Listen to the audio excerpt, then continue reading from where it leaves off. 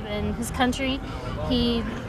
All he ever talked about was going into the military. Farr was only 21 years old when he died in Iraq 6 years ago. It's an honorable thing that he did. Perryman is resting his picture near his name on the Global War on Terrorism wall, a site used to remember more than 1,100 victims. Whose broad stripes and bright stars. The misconception is the war on terror began after 9/11, 2001.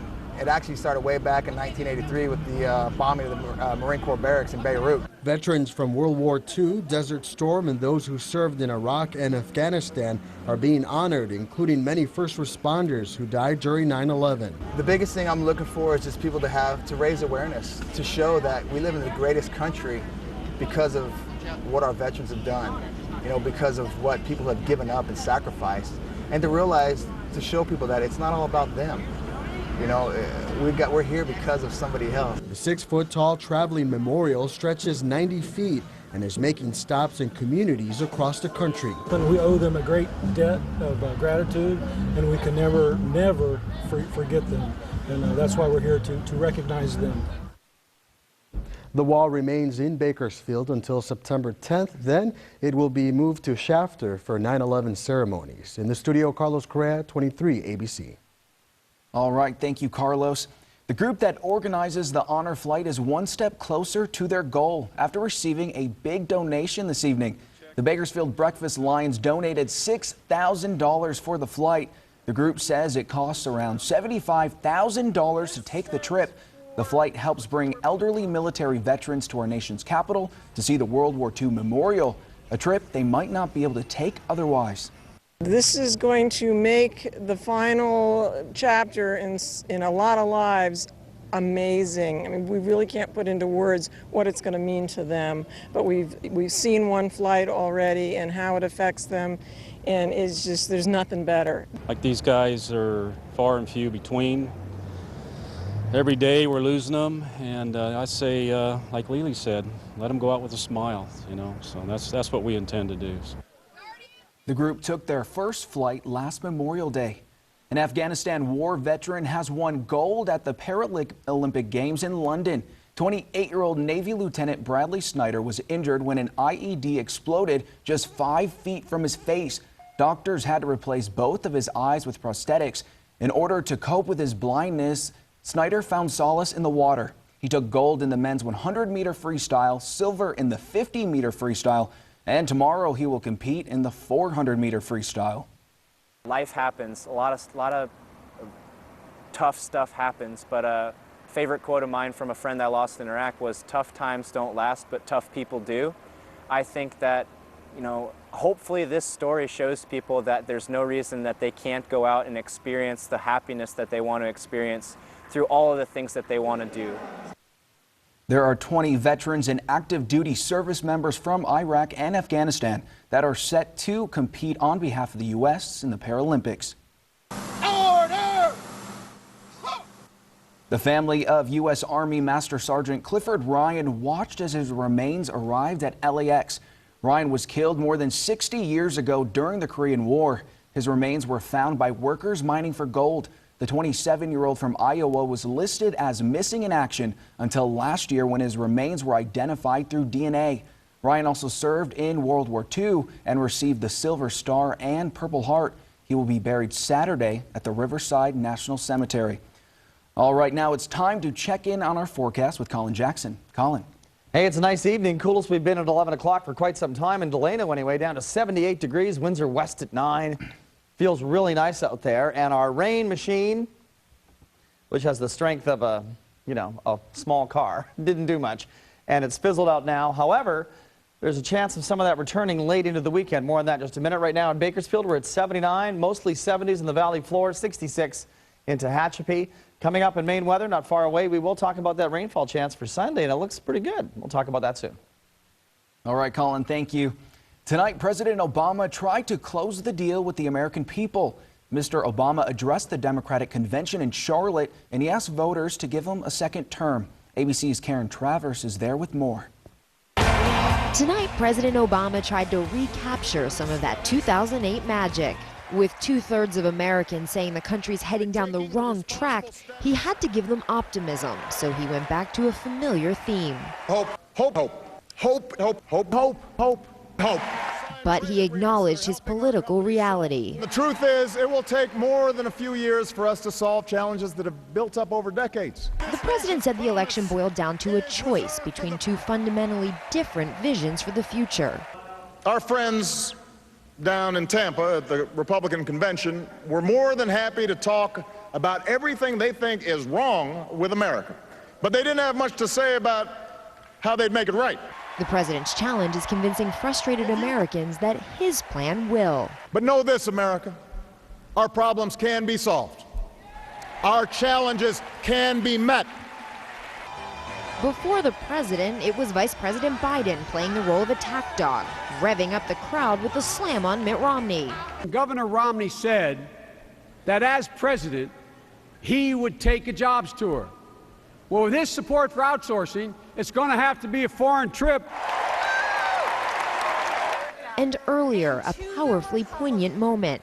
Former Congresswoman Gabby Giffords at center stage, leading the emotional crowd in the Pledge of Allegiance. Liberty and justice for all. Tomorrow, the president, vice president, and their wives will all hit the campaign trail together, the same day the August jobs numbers come out. That critical report may be more significant to voters than any speech at either convention. Karen Travers, ABC News, Charlotte, North Carolina. Meantime, as the nation looks to the Democratic National Convention, many in Washington are keeping an eye on California. Republican Congressman Tim McClintock says while California has created many of its own problems, the Obama administration has put too many constraints on business, and those restrictions are costing many jobs. This administration has deluged businesses with thousands and thousands of pages of new regulations. If you want to know why banks aren't lending, just ask a banker and they'll tell you we're scared to death. We don't know from one minute to the next what the rules are going to be. We can't make any long-term decisions in that kind of environment, and that's what every business person is telling me as well. McClintock also points out that if the Obama administration is borrowing $5.5 trillion more to run the government, that's $5.5 trillion less to loan to small businesses seeking to expand or home buyers seeking to re-enter the housing market. There was an outpouring of support tonight for a fallen CHP officer, many who didn't even know him, but the supporters wanted to show his family and colleagues how much they appreciate his sacrifice. ABC's Kira Clapper reports. It's not the way California Highway Patrolmen wanted to begin their day at the Contra Costa County office in Martinez, raising the flag as they do every day, then lowering it to half staff for their fallen brother, Officer Kenyon Youngstrom.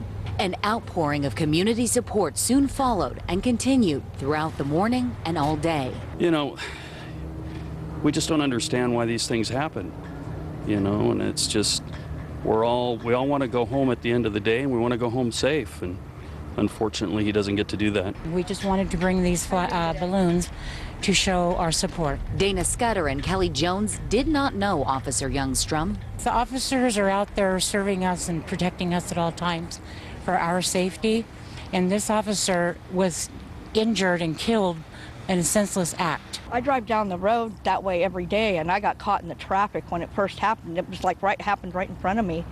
And every day now I drive that way, and it's like, you know, it just happens again and again in my brain. The impact of Youngstrom's death reaches far and wide. As a registered organ and tissue donor, the fallen officer has the potential to help save more than 50 lives. We can impact as many as 8 lives from organs and more than 50 lives from tissue. So the organs that we can transplant are hearts, livers, lungs, kidneys, pancreas, and we can actually split livers into 2 on occasion for very young, healthy donors. We can split the liver and give a segment each to 2 different individuals.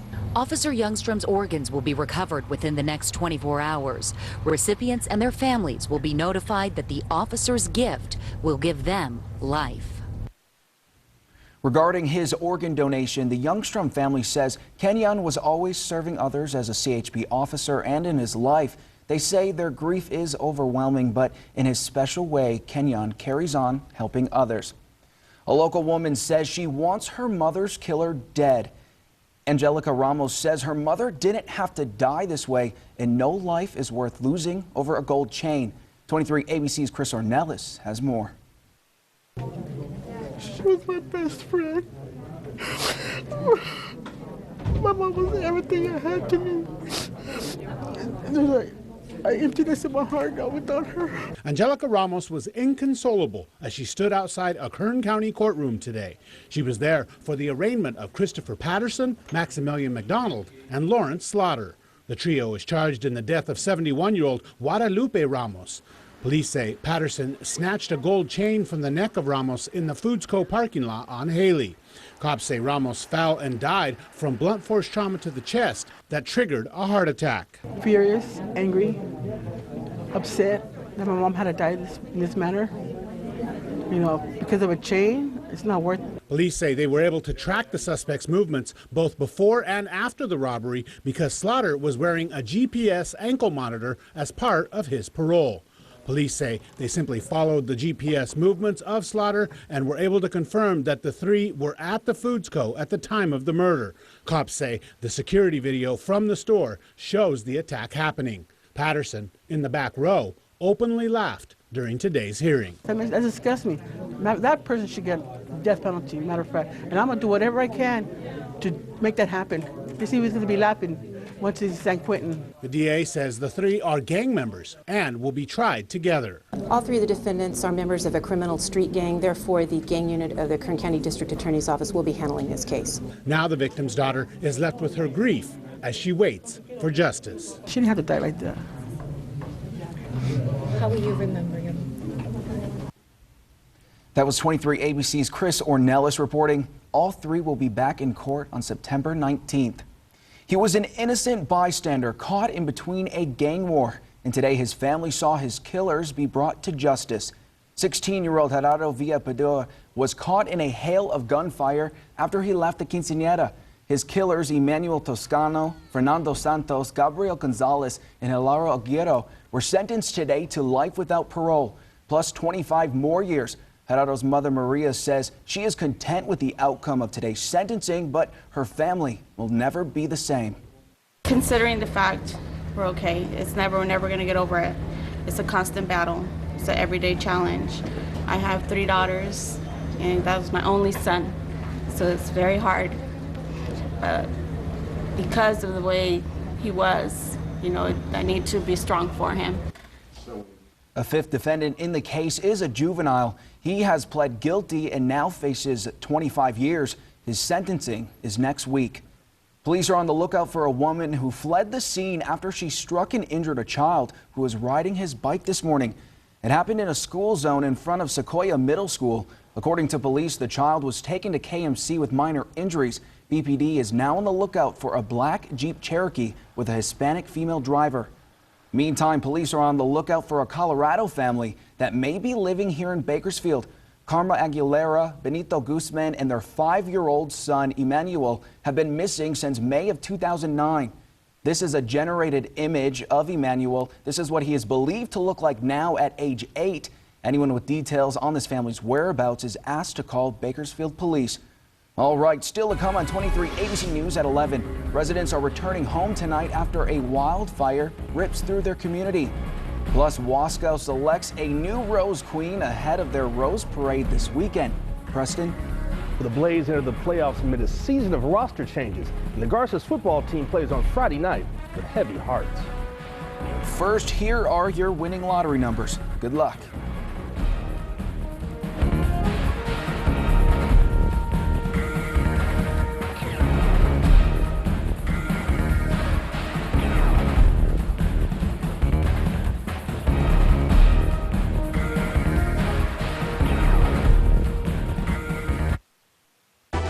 Now there's a Prius for everyone. The Prius V gets 44 mpg, the classic Prius 50, the Prius C 53, the plug-in an amazing 95. We're KFC, and we have a family meal special that will make you think twice about cooking tonight. Our 7-piece meal for just $11.99. That's 7 pieces of the Colonel's world-famous, freshly cooked drumsticks and thighs, complete with large mashed potatoes, large gravy, large coleslaw, and 3 hot home-style biscuits. All made with care by a cook in every KFC kitchen for just $11.99. It's our 7-piece meal special for a limited time only at KFC. Today is a KFC day, and today tastes so good. Our own people tried to sink us. We do not obey a government that tries to murder its own.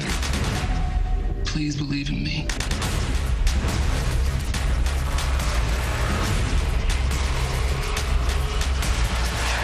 Dad, when you learn what happened, I hope you're proud of us. Last Resort. Series premiere Thursday, September 27th at 8/7 Central on ABC. The only place to find the best in Mexican soccer with all the action and excitement is on Azteca 42. Plus, special analysis from the best in sports commentators. Each week, your favorite teams will bring their all, willing to do whatever it takes to score a goal and become the next champion. Follow the most popular leagues in Mexico, Liga MX, Copa MX, and Liga Ascenso. More soccer, more passion, and more excitement every week on Azteca 42. Now there's a Prius for everyone. The Prius V gets 44 mpg, the classic Prius 50, the Prius C 53, the plug-in an amazing 95.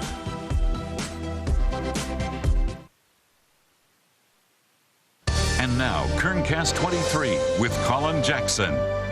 Okay, drying out from not much of a rain event, right? We had a trace yesterday, none today officially, and that's the sandy color here. That's dry air. That is moisture like crazy raging through Arizona.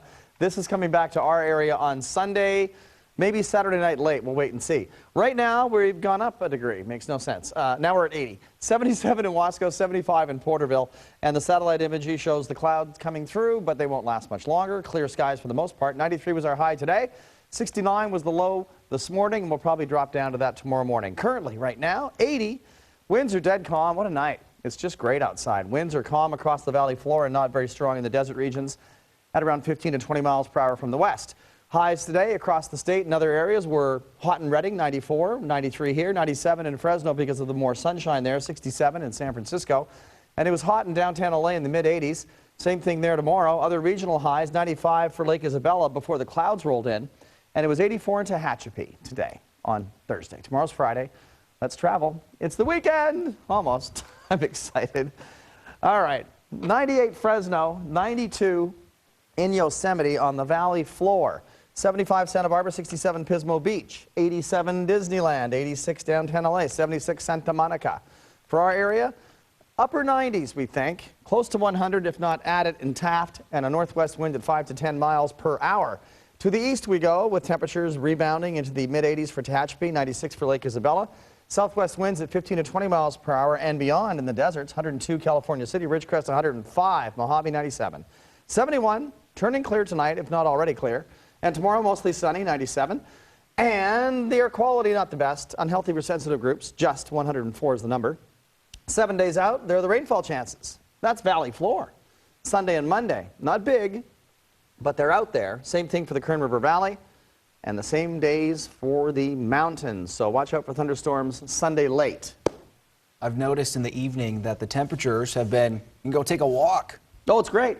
It's great. Yeah. All right. Thank you so much, Colin. You betcha. Coming up next in sports, well, one lineup of Bakersfield Blaze got them to where they are now, but a very different one will carry them to the rest of the way. Preston will have the details after the break. You're watching KERO 23 ABC in Bakersfield. At Ashley Furniture Home Store, it's the Labor Day event. Celebrate with up to 50% off select items throughout the store. Or up to 5 years, no interest. This Durablend leather sofa, just $3.99. This queen bed, an incredible $2.99. Plus, get $100 off any king or queen Ashley Sleep mattress set. It's a celebration of savings for your home. Up to 50% off select items throughout the store. Or up to 5 years, no interest. Only at Ashley Furniture Home Store, the #1 name in furniture. It's the summer special at Maaco, America's Body Shop. Preserve your car with free UV protection when you purchase Maaco's enamel paint package for just $2.99. Free UV coating now during the Maaco summer special. Kids, gather around. It's time for a life lesson. There's one thing ABC Wednesday has taught us. It's that your family loves our families. I need $34.95 to buy a pair of night vision goggles. Sorry, wrong family. Wednesday, September 26th, new neighbors move in. Once we get past the initial shock, it's going to be okay. And they're just a little different. Hello. It's weird that you guys are aliens, but you seem quite harmless. The Neighbors. Series premiere Wednesday, September 26th after Modern Family on ABC.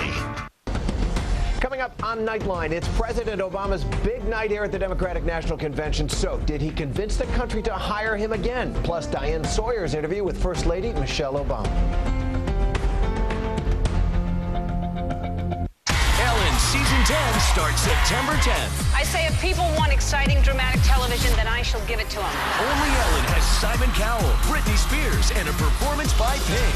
Also, gold medal gymnasts. I love all of the Olympic sports, track, field, swimming, beer pong. The winner of American Idol.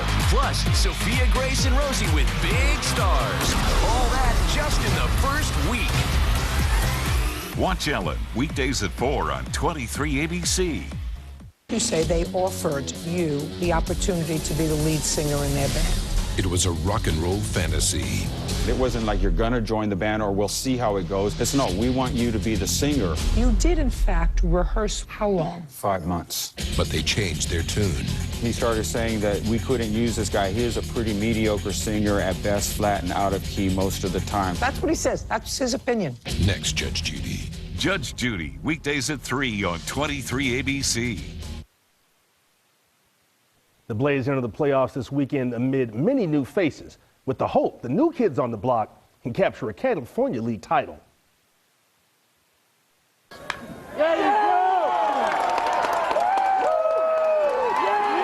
The old regime helped win the first half. The newer regime is set for the postseason. Most of the players, other players have gone up.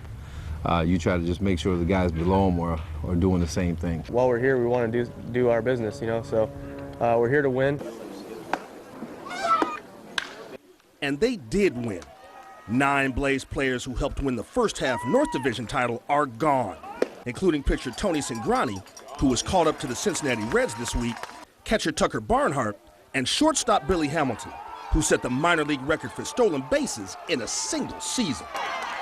Griffey teaches us is just to have fun. He says, play the game like a kid, because when you're playing it and having fun, you're at your best. Griffey worked with a totally different squad, which struggled at times, but hung tough to win 31 ball games in the second half. The question now is, can these dudes gather themselves enough to make a playoff run? With the players we have now, they've been playing real well. Fundamentals were a lot better. They can get better. You know, they can always get better. We won't be messing around, and we're going to have fun along the way. Reporting from Bakersfield, 23 ABC Sports. Now, the Bakersfield College football team won its season opener with a resounding 17-point win over Santa Ana. Renegades quarterback Brian Burrell, in his first game back from a broken collarbone last season, threw for 370 yards and 4 touchdowns to 3 different receivers. And the defense played tough as well, allowing only 92 yards in the second half.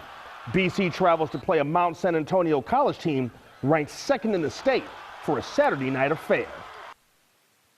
They've done a nice job over the last couple of years of solidifying their program. They keep just to be reloading, and so it's going to be a good challenge for us. That interception was definitely big in the red zone, and it gave the momentum to our team. And I feel like our defense, we're fixing stuff right now, so I feel like we'll be very prepared to play them. The Garces High football team scored 77 points in their season-opening win over Golden Valley last week. But no amount of points scored could overshadow the death of former Garces football player Philip Danens.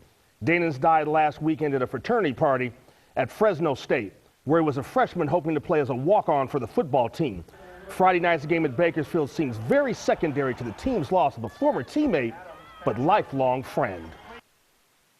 It was a complete surprise and unexpected, and yeah, it's tough losing a kid of that quality. We're hoping Big Phil will be with us during the weekend. We've gone to Mass and we've done all we could do, and all we could do is hope with our prayers. He was a great guy. He was always a leader. He always gave 110 out here.